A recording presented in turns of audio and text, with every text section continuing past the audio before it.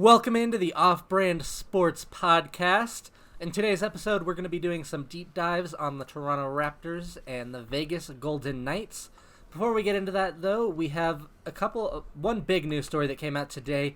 The NHL is finalizing Edmonton and Toronto for their return-to-play hub cities. Really, the big surprise here is that it wasn't Vegas. Essentially, they said, the United States can't get their shit together, let's do two cities in Canada. Yeah.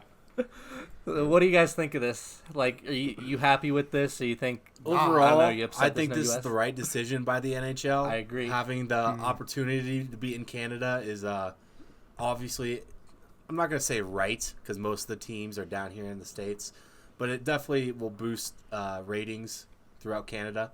And it's just a bummer the States couldn't get their stuff together. Vegas was almost a shoo-in in the beginning when we started talking about this.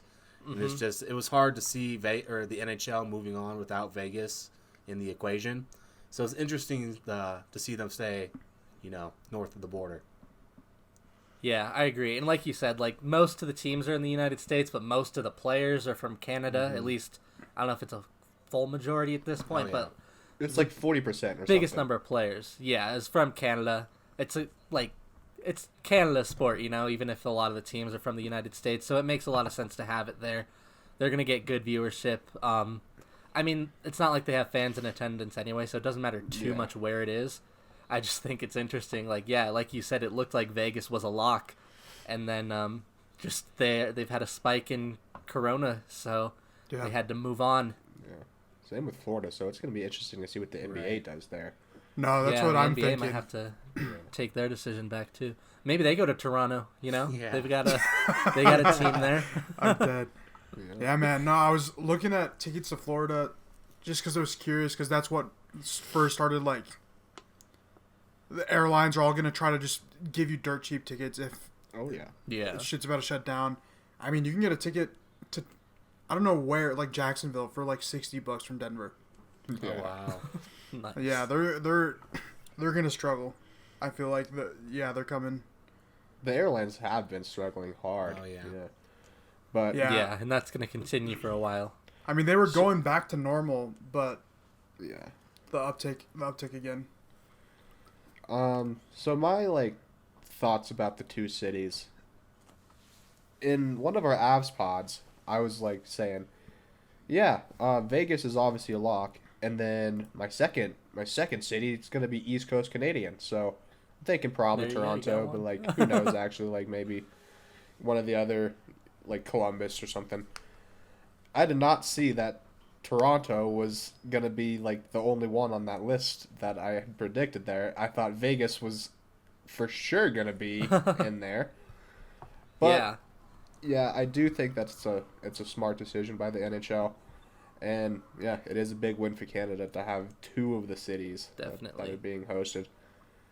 The other notable thing, the West will be in Toronto and the East will be in Edmonton, so nobody has any kind of home ice advantage. That's just to kind of flip the conferences. It's a little bit weird, but I don't really think there would be a home ice advantage with no fans in the crowd anyway, but you can't even argue that there is one now because no one's playing at their home rink. Yeah, it's like if Edmonton or Toronto got to play at their home rink, people would argue, oh, hey, what the heck? They're doing well because this is their rink. So, when you're playing at lower levels, sometimes home rinks help because, the ways the boards sometimes bounce weird, but when you're at the NHL, every rink is the same. Yeah. But, at least they're shutting down that argument before it happens. Any other news stories you guys wanted to talk about today? I feel like we just recorded yesterday, so we've covered a lot. Nothing really from me. I don't got too much to add. We still don't have any dates yet for the NHL, but hopefully that's coming here soon. Because it is July 1st now, so it's hopefully the end of this month we're gonna have sports. It's exciting. I mean, we're definitely gonna at least have the MLB. So I've actually never been so excited for the MLB in my entire life. I know, same here. I don't even watch it, but I know I'm gonna now.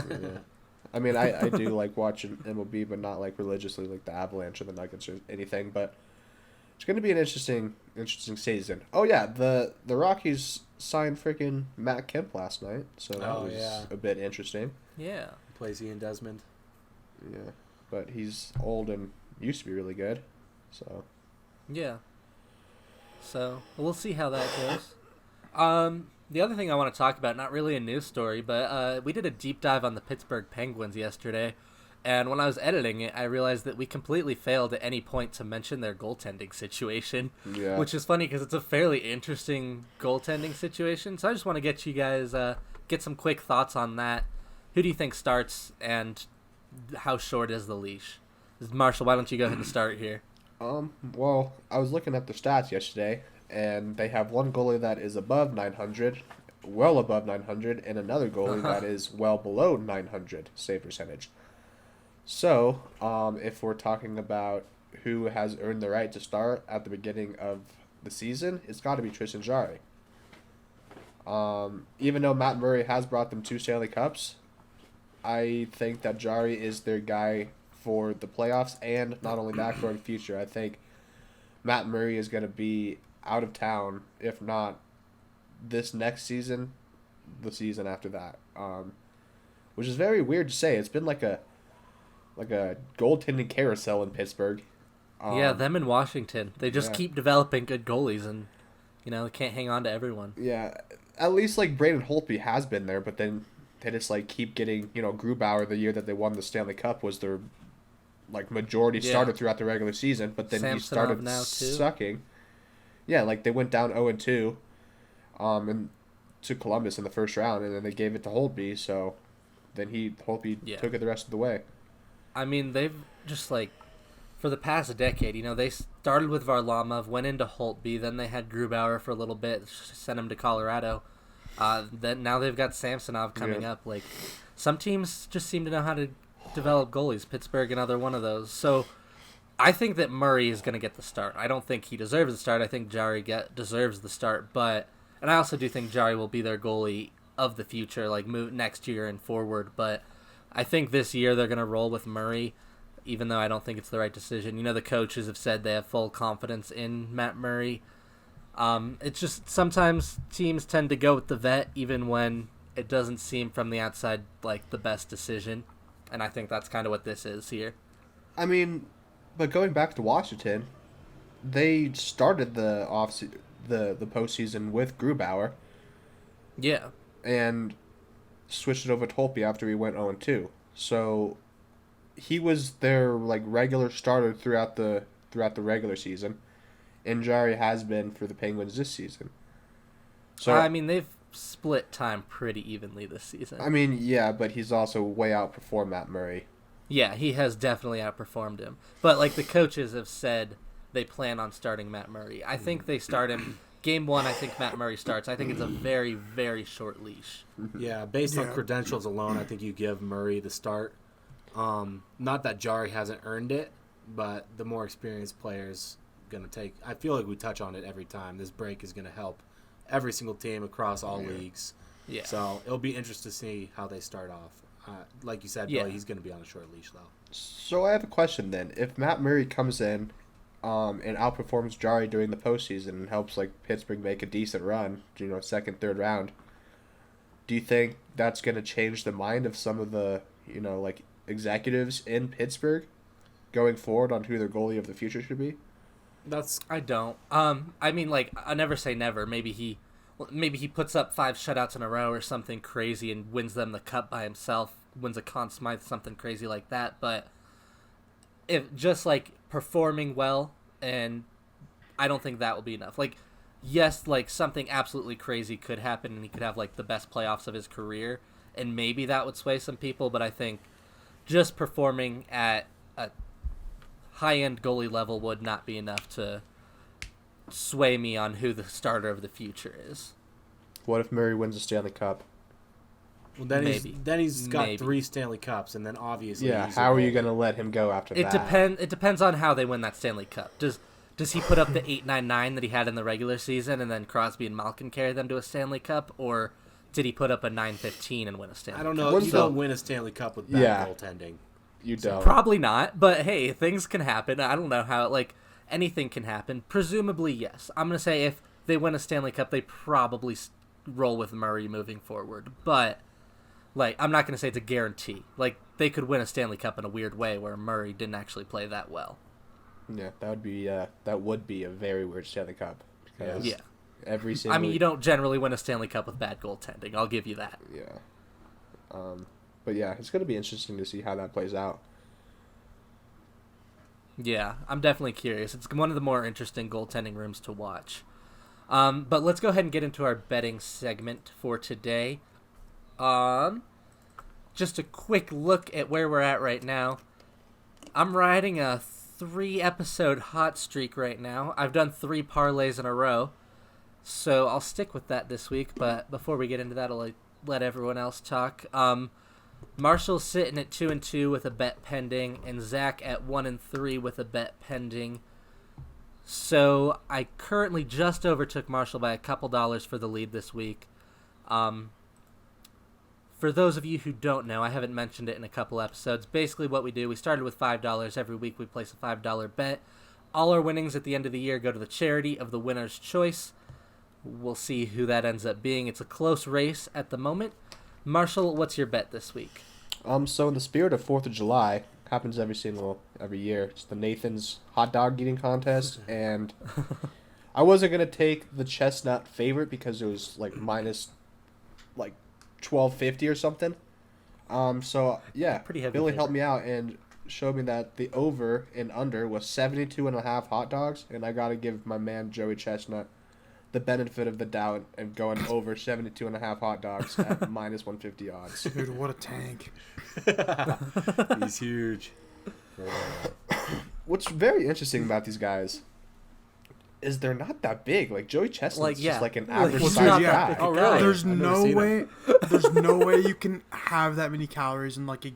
I think it just turns into like mass in your stomach. No, Shit you it just out. you eat all the hot dogs and then the cameras roll and everyone goes into the bathroom and they just all yak. Yeah, probably. Dude, It's I'm pretty sure some immediate. people have died from these hot dog eating contests. That's a Shove lot one of down hot the wrong dogs. It makes pipe. sense. Or just like Dangerous sport. just their stomach couldn't handle it and just gave out or something. Crazy. Like Jesus, they even dude. get the buns and everything. It's not like they're just eating hot dogs. They go all yeah, the but way. have you seen how they do it? Yeah, they just shove them straight down their mouth. No, dude, they dip their buns in in water, so they go hot dog and then like a soggy bun. It's disgusting.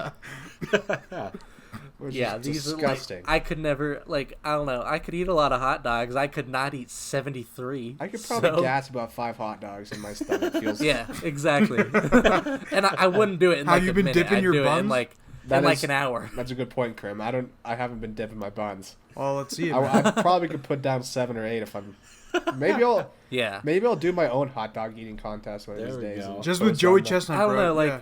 the thing about dipping your buns is if I'm eating a lot of hot dogs, I'd like them to taste good. So It's very true. I don't want to ruin them. But I just kind of wanted to, do my own experiment for a day. Buy a bunch of hot dogs, see how many I can stuff down in 10 minutes. What if you don't buy enough hot dogs though? Wait, what? What if you don't buy enough hot dogs? What if you underestimate yourself? Dude, if I buy a 12-pack and eat more than 12 hot dogs, there's something wrong with me.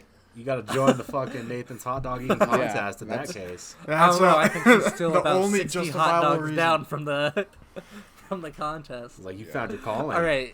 All right. Is it my bet? Yeah, Zach, what are you betting on this All week? right. I'm betting on the Rocket Mortgage Classic. I'm betting Webb Simpson at plus 250 to finish top 5.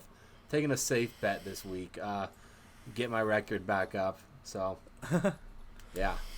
I like that you call it safe, but it's higher odds than anything I've taken this year. Yeah. I think this is a safe bet. I Okay, think so too. fair enough. When Webb's been playing, he's been playing really well. He won just 2 weeks ago, so. All right. Yeah. Okay. I'm also going to the Rocket Mortgage Classic. I've done, like I said, I've done 3 I'm on a 3-episode hot streak, doing parlays every time. So I'm rolling with another parlay. I got an odds boost from DraftKings at plus 165 for Fowler, Watson, and Day all to make the cut. Fowler and Watson both at minus 295 and Day at minus 250. So the normal parlay odds are plus 151, plus 165 with the boost. I like this one a lot. I feel like it would be a surprise if any of these three didn't make the cut. So hopefully they all will. And I can keep my streak alive. Let's do it. I'm just looking forward to, at the end of this month, hopefully we can actually make some, educated bets here. Yeah, true. Yeah, finally actually betting on things we know about. I mean, I know about hot dogs and I know about Joey Chestnut. I think he can go. I think he can. I know that Joey Chestnut eats a lot of hot dogs. That's enough for me to take the over. 72.5 hot dogs. If that's the over under for Joey Chestnut, dude, That's easy. gotta go the over. He's probably going hammer 80. the over. He's probably going 80. Let's hope so. All right. So, our deep dive teams for today, starting in the NBA, we're going with the Raptors. An interesting team. Still very good. Lost their superstar in the offseason in Kawhi, but they've still been able to finish second in the East. So, initial impressions, what do you guys think? Let's start with you, Karim.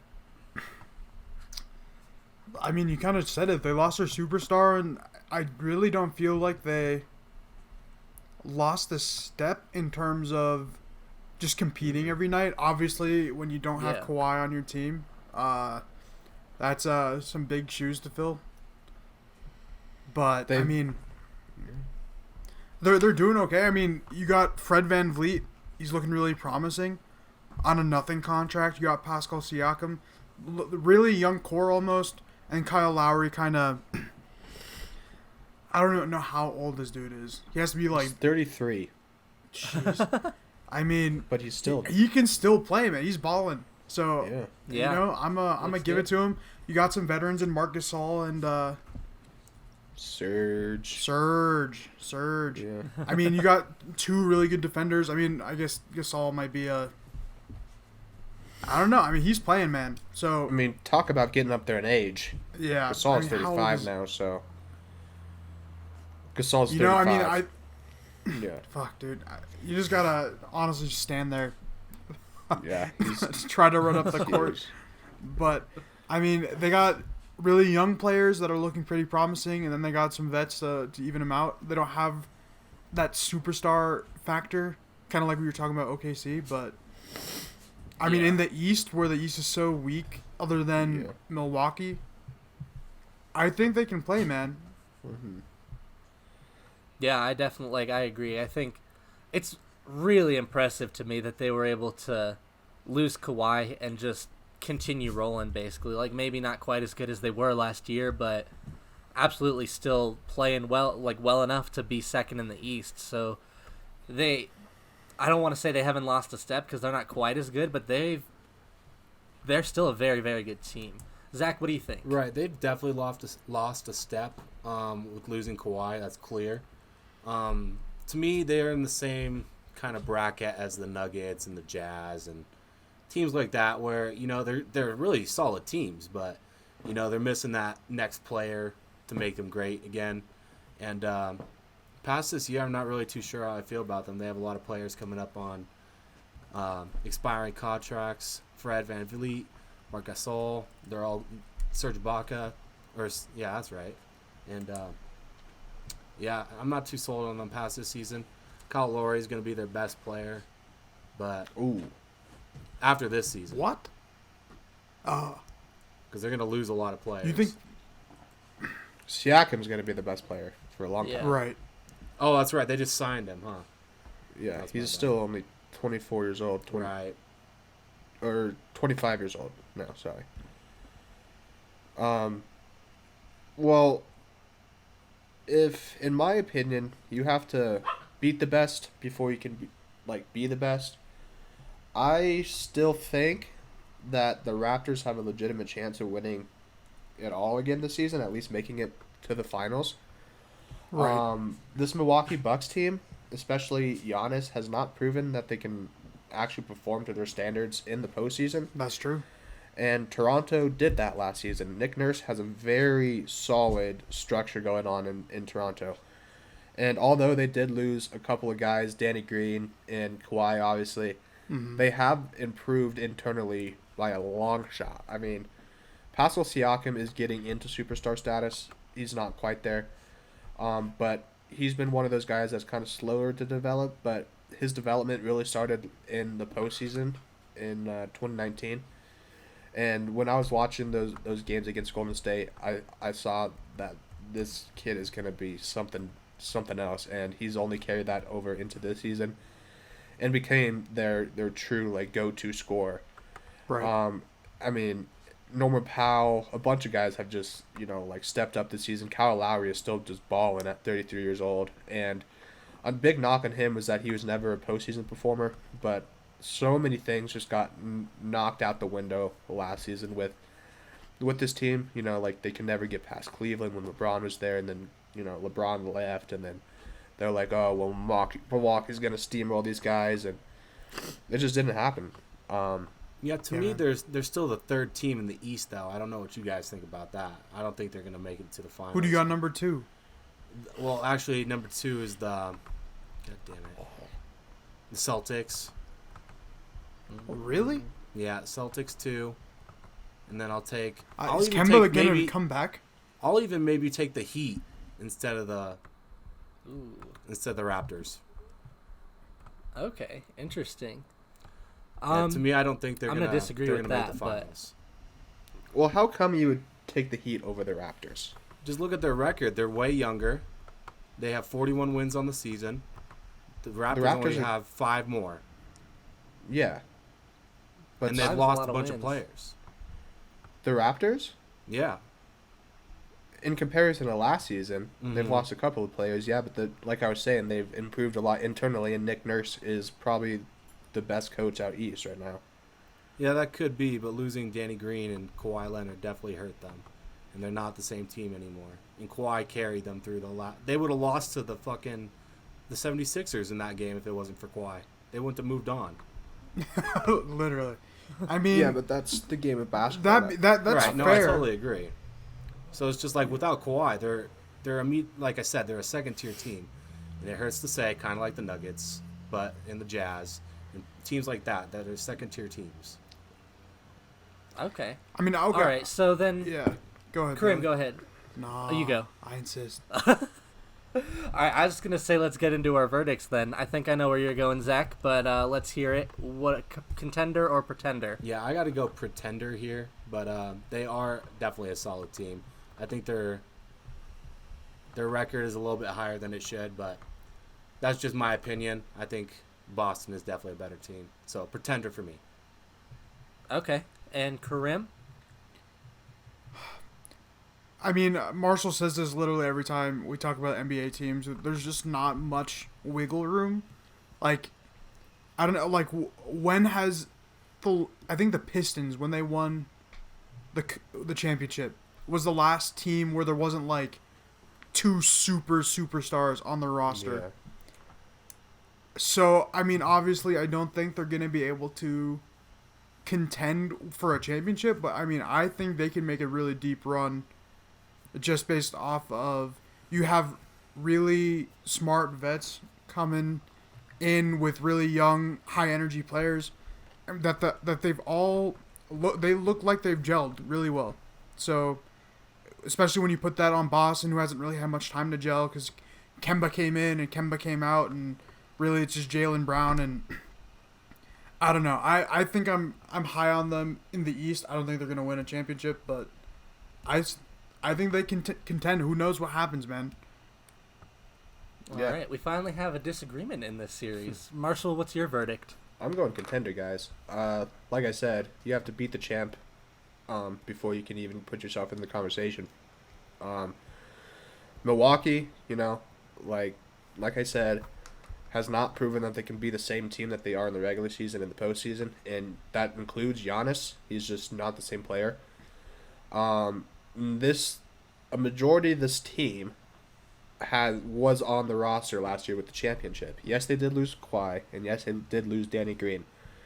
But like I have said, there has been other players that have emerged in those type of superstar, esque roles, like a Siakam, and I think that Siakam's just going to keep getting better. Fred VanVleet's just going to keep better. And then Kyle Lowry has proven that he could be that leader that, could lead a high energy, like, very well coached team. Nick Nurse is going to, scheme up some plays and scheme up some systems for this team to, take down anyone in the East. And I think the East is not as strong as it has been in recent years. Milwaukee is the top team in the league this season, but in terms of like actual championship contending, I don't think Milwaukee's like in the top 2 or 3. So I'm gonna say contender for the Raptors. Whether or not they are a higher contender on my list than Milwaukee is to be seen. I want to see how everyone looks in these play-in games or these final 8 games, whatever you like to call them. But yeah, I still think defending champions until that they prove that they implode. You still got to give them a shot.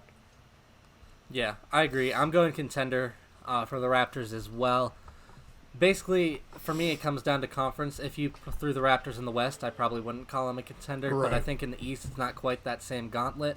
I think really it requires them upsetting Milwaukee, which, like Marshall said, that's a vulnerable team. They could be upset. And if you can get into the championship series, then you can win the championship series. We saw it last year. Injuries can happen, and that can sway things one way or the other. So, yeah, I don't think they're my top contender, but I'm definitely going contender for the Raptors. Yeah, So, I agree.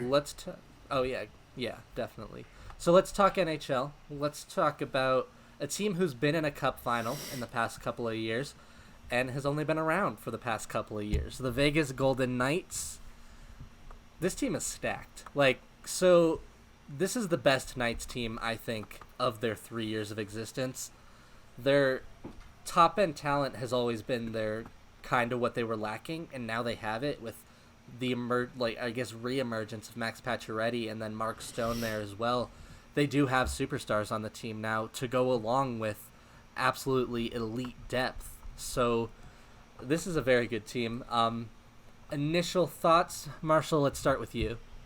So I've said this on previous podcasts, I think on the Avs podcast, that this was my preseason pick to win the Stanley Cup, and I'm not necessarily going to be swaying from this conversation. If you guys haven't checked it out, go check out our Avs Western Conference bracket. And I think that the actual Western Conference final that we had in that bracket was the Avs versus the Knights. Yeah. Two similarly constructed teams. The Avs might have a little bit more high-end talent. The Knights might have some more depth. But, gosh, this Knights team from, 1 through 4 is so stacked. And, they can play that defensive game. Mark Stone is my third winger in the NHL right now. I think he's a top-flight player, even though he lacks the explosiveness and the high-end scoring ability.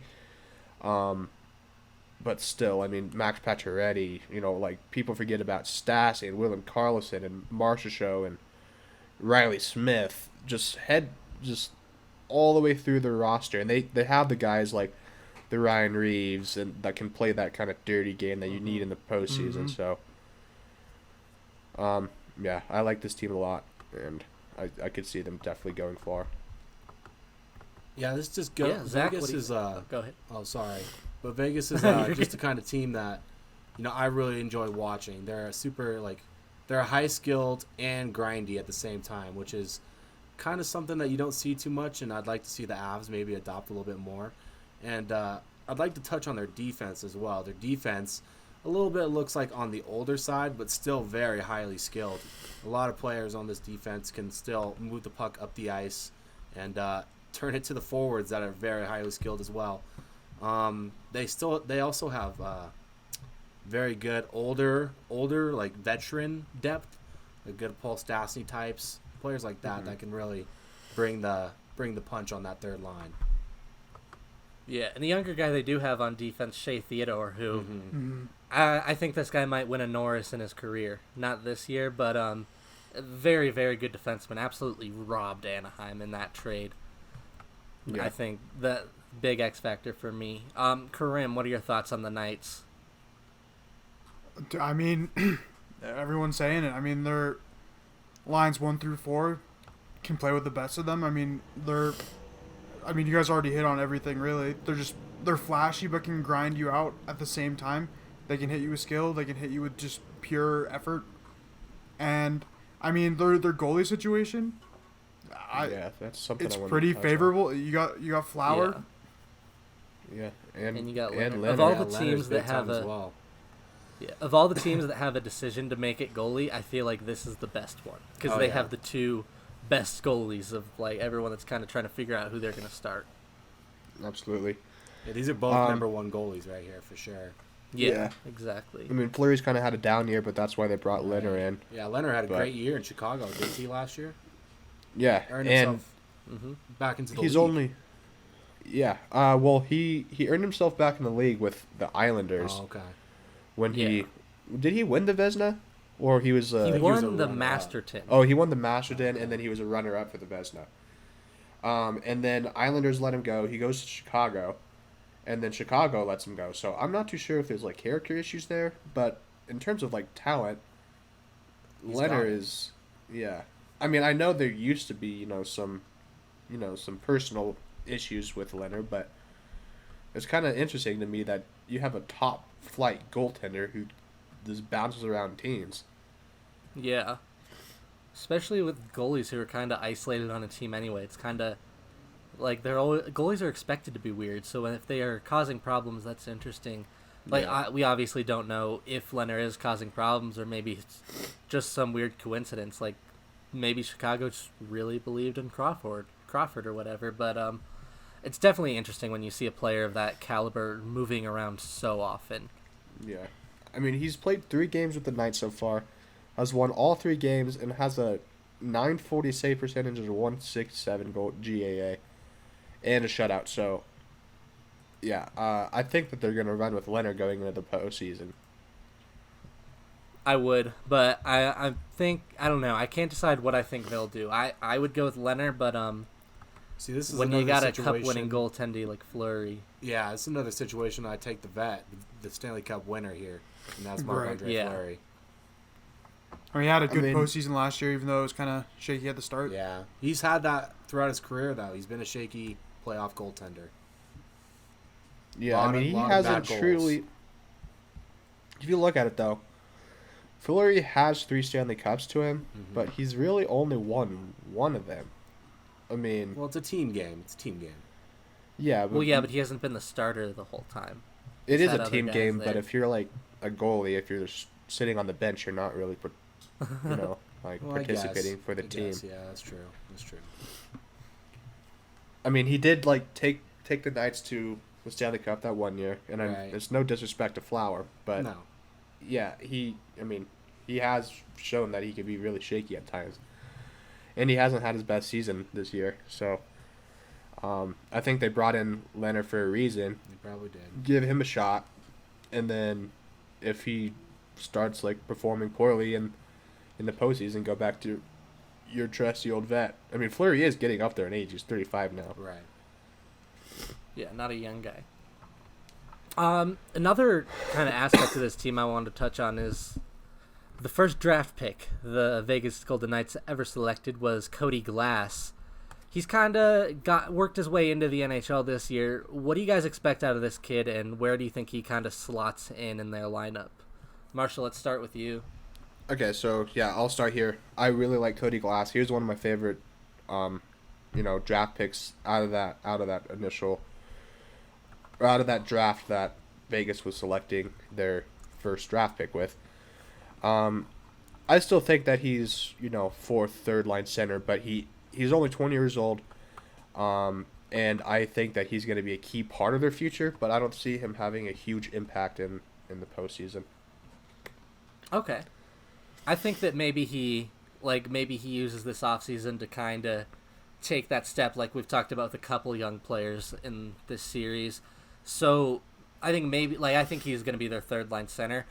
I think he might be a little bit of an X factor. I think maybe if he takes that step and kind of becomes makes that third line almost into another second line. I know they kind of have 2 first lines right now, but really even elevates that third line further. I think could be really interesting to watch and see how that plays out. Zach, what do you think of Glass? Looks like I don't really know too much about him. He has 5 goals, 7 assists on the season. He's played 39 games. He looks like a big center, kind of. He's 6'2", almost 200 pounds. Looks like he just needs to play his game. I don't really know too much about Cody Glass. I know he was their first overall draft pick, but I haven't watched him too much. Yeah. Yeah. All right. I mean, he's kind of a guy that does fly under the radar. Yeah, definitely. I mean, when you're looking at the class that he came out of, the first 5 picks included Heiskanen, Makar, and Elias Pettersson, so he definitely gets forgotten being the next pick after that run of 3 right there. But a very solid player and looks like a key piece of their future. We don't know what he'll be in this particular playoff run. Another little fun aspect, I think Marshall touched on it a little bit, but they've got a Ryan Reeves on their team, and that's something that not a lot of teams in this playoffs have, the real true enforcers. There's not a ton of those guys left. What does Reeves bring to the table for you guys? Just the intimidation factor on this guy. Not only can he skate, but he can just body you out there as well. Not a guy you're trying to pick a fight with. Not a guy that's going to score very many goals or be in, the play very often when you're scoring or making a play. But he's a guy that he's just there for the intimidation factor and stand up for the higher skilled players. Mm-hmm. Yeah, Zach touched on it. A little bit of interesting, way to look at this return to play format is that if a lot of guys are having to spend a bunch of time, just around each other a lot, there might be some increased tension, which might lead to some on ice, skirmishes more than normal. So I might just be shooting at my butt there, but I mean, this is an unprecedented time that we're living in the NHL, and maybe more than ever you can use the big body enforcer that's going to stand up for anyone and makes you think twice before you hit someone in the numbers. Mm-hmm. Yeah, definitely an interesting thought there. I hadn't ever thought of that, but definitely there could be some increased aggressiveness. It could go either way, honestly. I don't know how this is going to play out, but maybe there's a couple extra fights this year, some bench brawls, and having a Ryan Reeves will help you out there. Yeah. But yeah, right. I really like this Vegas Golden Knights team. Mark Stone's just one of my favorite players in the NHL, and I feel like he's one of the most underrated superstars out there. Because of his two-way game. I know how high you are on Stone. Yeah. And not only that, but then they have, just depth up and down their lineup, so I'm just going to go out and say it. They're a contender for me. I know we haven't had a non-contender yet in the NHL. But everyone's a contender. But we'll get to a couple teams that probably aren't, but so far everyone we've talked about has been a contender. Karim, what do you think about Vegas? Contender or pretender? I think they're going to contend, man. Yep, straight up. Zach? Clearly a contender. Marshall, he hints on it in the beginning. This is definitely a favorite from the beginning to win the Stanley Cup this year, so I wouldn't doubt it. Yeah, this is a team that has proven in the past couple of years that they know how to get it done in the playoffs, too. Went to a Cup final 2 years ago. Last year, they got screwed out of a second-round appearance by the refs. Sorry, Sharks fans, but the refs took you through 2 series last year. Yep. Landeskog was not offsides.